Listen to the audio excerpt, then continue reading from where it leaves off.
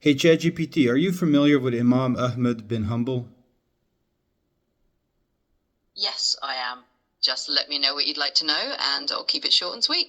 Give me a quick introduction of who he was. Sure. Imam Ahmad Ibn Hanbal was a prominent Islamic scholar and theologian from the 9th century. He's better known as the founder of the Hanbali school of Islamic jurisprudence and for his strong defense of Hadith and traditionalist beliefs during the Mehdi Inquisition. Okay, and how many hadith is it told that he memorized?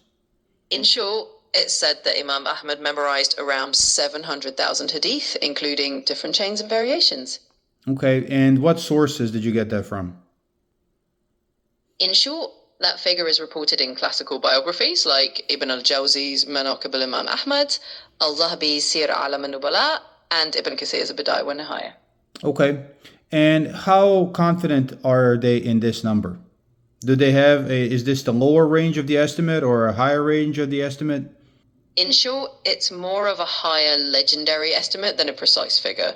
Scholars recorded it to highlight his exceptional memory, not as an exact lower bound count. Okay, let's see how long it would take him to process each hadith, including just processing the chain of narration. Let's first start with how long was he alive? Absolutely. In short, Imam Ahmad lived for about 77 years, from 7080 to 855 CE. So, at what age is it said that he started memorizing hadith? In short, it's said that Imam Ahmad began memorizing Hadith around the age of about 15 or so. Okay, so that gives us what, about 70 years ish, 71 years? Exactly. In short, if he started at around 15 and lived to about 77, that gives roughly 62 years of memorizing Hadith. 62 years. Okay, so I want you to take that number of 700,000 and calculate how many hadith he would have to memorize per hour if he memorized hadith 24 hours a day, no sleep, no eat, no nothing, just memorizing hadith. Absolutely, let's break it down quickly. In short, with 700,000 Hadith over 62 years of non-stop memorization, that's about 11,290 Hadith per year. Dividing by 365 days and then by 24 hours, that's roughly about 1.3 Hadith per hour, continuously every hour of every day.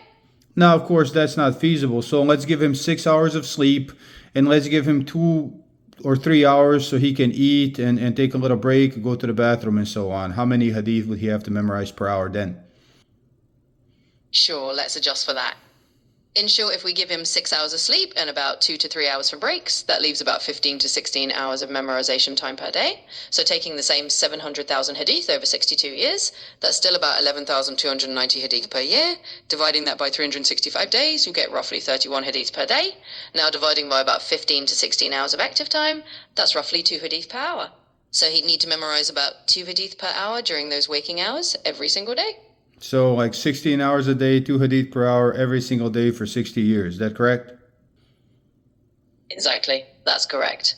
In short, if he had around 16 hours a day for memorization, he'd need to memorize roughly 2 hadith per hour to reach that total over 62 years. And this is assuming that these were served to him on a silver platter. He did not have to travel anywhere. He did not have to talk to anybody. He would just they would bring him the hadith and he would read them and memorize them then and there. He would not teach anybody, talk to anybody, just strictly memorization. Exactly, that's the key point. In short, these calculations assume a completely unrealistic scenario where he's doing nothing else. No traveling, no teaching, no discussions, just constant memorization delivered right to him. In reality, of course, he had to travel, study with teachers, verify chains of narration, and teach others, so the actual process would have been far more time-consuming and complex. Right. Even just reading a chain of narrators can take you several minutes. Absolutely, that's true. In short, just reading and verifying a chain of narrators can indeed take a few minutes each, especially when ensuring accuracy, so the actual pace of memorization would be much slower when factoring in all the real-world stakes. Right, and this is just memorization, not really thinking about it, not really thinking about, comparing these hadith to other hadith and so on. Just pure memorization. Exactly. In short, this is purely about the mechanical act of memorizing without any of the deeper reflection, comparison, or analysis that real scholarship would involve. So in reality, would be even more time intensive and thoughtful than just the numbers suggest. So, statistically and logically speaking, how likely is this to have happened?